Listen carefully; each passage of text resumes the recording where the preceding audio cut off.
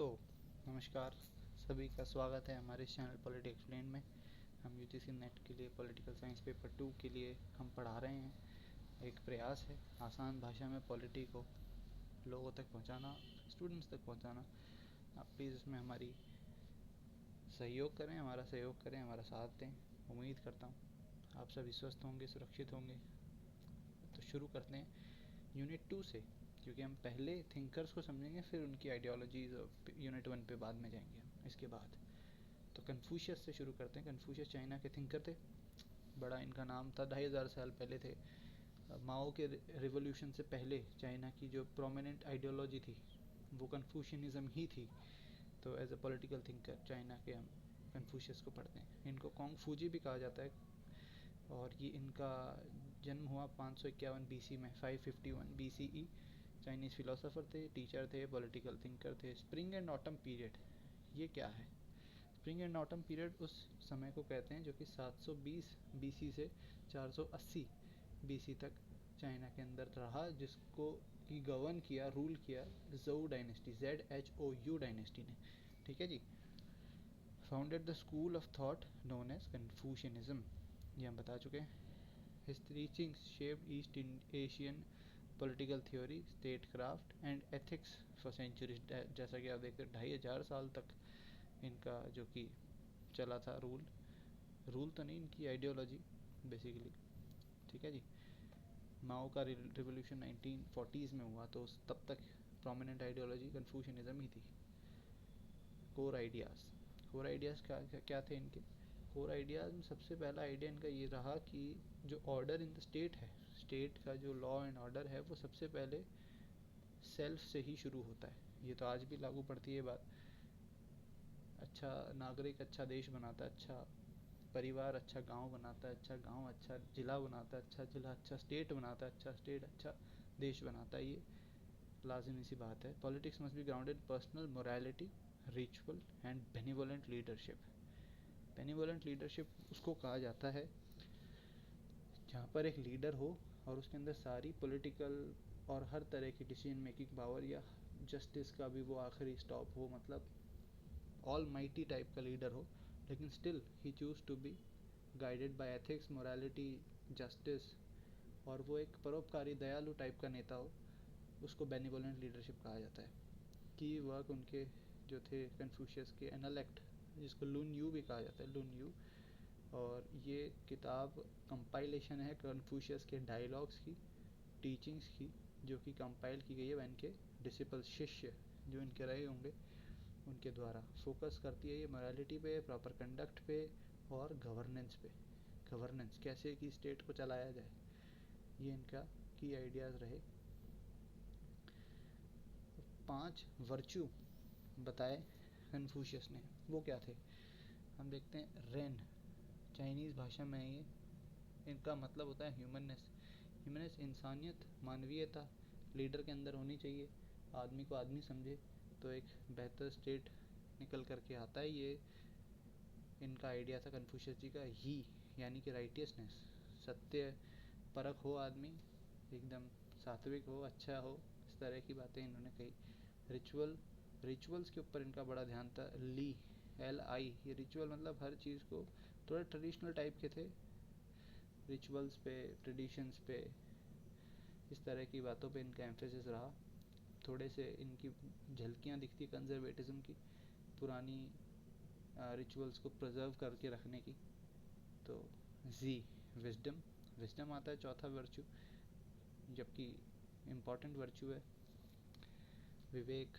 एक राजा के पास विवेक होगा तभी स्टेट जो है सही चल पाएगा। जिन आता है ट्रस्टवर्दीनेस, राजा का विश्वास जनता करती होगी तो एक बेहतर और मोर प्रैक्टिकल स्टेट का हम जन्म होते हुए देख पाएंगे। तो ये 5 वर्चू इन्होंने बताए मिस्टर कन्फ्यूशियस ने। आगे इनको हम पढ़ेंगे। रेन, ह्यूमननेस क्या कहती है जी? ह्यूमननेस है the central virtue in Confucian political thought. A ruler must govern with compassion and empathy. जैसा कि हम आपको बता चुके हैं, कंपैशन होना चाहिए, एम्पैथी होनी चाहिए।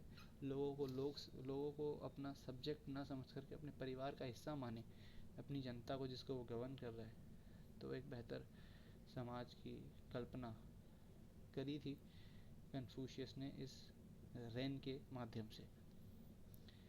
आता है जुंजी। जुंजी क्या है भाई? जुंजी है तो सुपीरियर पर्सन। जो बेनिवोलेंट किंग हमने आपको बताया था, वो बेनिवोलेंट किंग को चाइनीज़ में जुंजी एक नाम दिया कन्फ्यूशियस ने। ये नाम कन्फ्यूशियस के द्वारा दिया गया। द आइडियल पॉलिटिकल लीडर, ये उनका एक आइडियल पॉलिटिकल जो कि फिलोसोफर किंग जैसे कि प्लेटो का था, प्रिंस के लिए प्रिंस था मैकियावेली के लिए, वैसे जुंजी था कन्फ्यूशियस के लिए। आइडियोलॉजीज अलग अलग है लेकिन आइडिया सेम है ना जी। एथिकल है, एजुकेटेड है, गाइडेड बाय वर्च्यू है, जैसा कि बताया था हमने आपको। Junzi is not defined by birth but by the character and character. ये बाय बर्थ नहीं है, राजा का बेटा राजा नहीं बनेगा, कैरेक्टर और कंडक्ट है।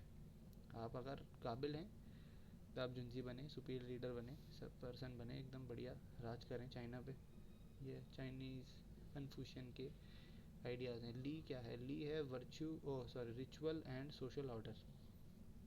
रिचुअल बड़े ही एम्फेसिस था इनका ट्रेडिशंस पे, रिचुअल्स पे। Ritual maintain hierarchy. Hierarchy traditional सोच थी इनकी, काफ़ी पुरानी, 2500 साल पहले थे साहब, तो उस तरह की सोच रही इनकी। हारमनी होनी चाहिए, स्टेबिलिटी इन सोसाइटी होनी चाहिए, है ना। Political leader should set example through ceremonial and moral correctness.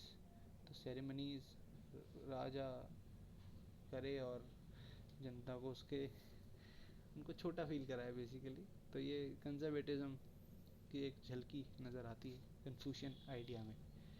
Ritual and social order.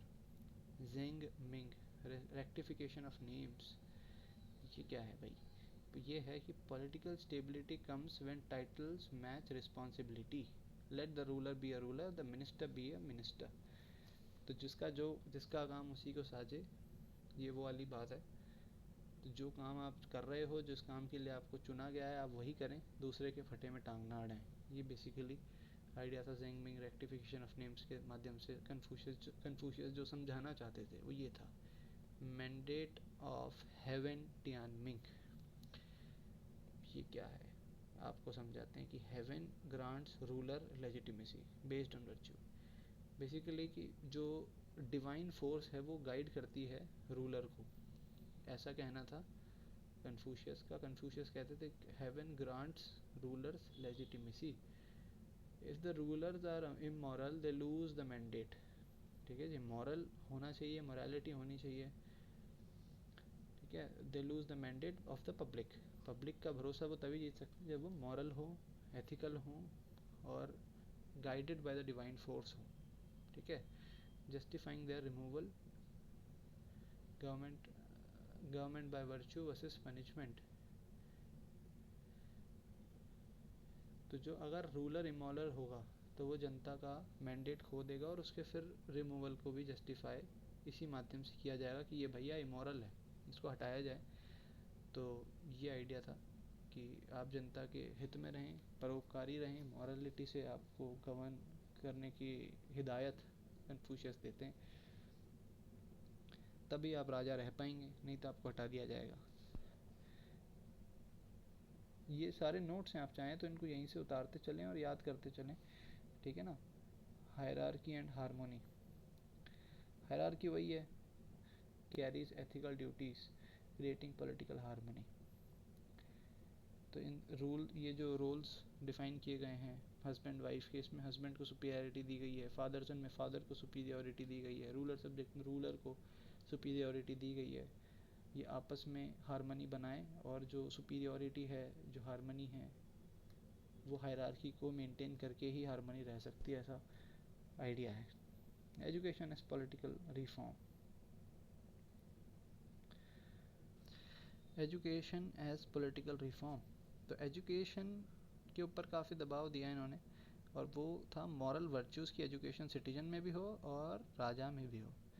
अब मेरिट को ये ज़्यादा तवज्जो देते थे, बर्थ पे, बर्थ से ज़्यादा, ठीक है। तो मेरिटोक्रेसी के शुरुआती, one of the few starting advocate of meritocracy, one of the most ancient advocate of meritocracy is one of them is Confucius.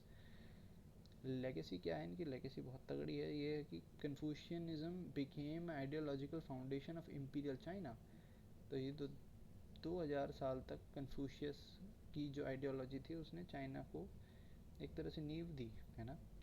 Confucius influenced Chinese bureaucracy, civil service exams and political legitimacy. Confucius के criticism ये रहे कि to hierarchy पे ज़्यादा इनका वो था, reinforce status को, जैसा कि मैंने आपको कहा कि थोड़े कंजर्वेटिव आइडियाज़ को इन्होंने तवज्जो दी और डिसेंट जो है उसकी ज़्यादा जगह इसमें इनके आइडिया में मिली नहीं।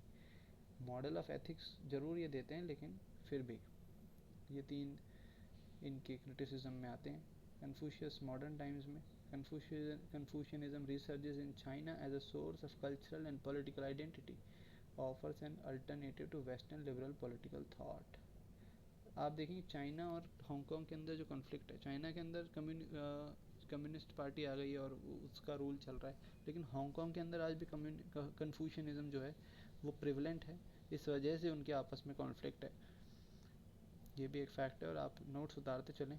कंक्लूजन ये है इस बात का पूरी का कि कन्फ्यूशियस जो थे पॉलिटिक्स को मॉरल एंडेवर देखते थे कि भाई भगवान का काम है जी, आप है ना जनता को अच्छे से रखें, वेलफेयर करें, उनका ध्यान रखें, एक फादर फिगर की तरह आप रूल करें, ना कि एक रूलर की तरह रूल करें। तो self cultivation, ethical self cultivation is the path to good governance. सारे एथिकल हो जाएंगे तो फिर स्टेट बढ़िया चलेगा। वर्च्यू है not force is the foundation of lasting political order. by force आप नहीं देश को चला पाएंगे, आपको प्यार से मोहब्बत से देश चलाना है, नफ़रत के बाज़ार में मोहब्बत की दुकान खोलनी है। कि इसका पूरा आइडिया आप आशा करता हूँ आपको समझ में आया होगा।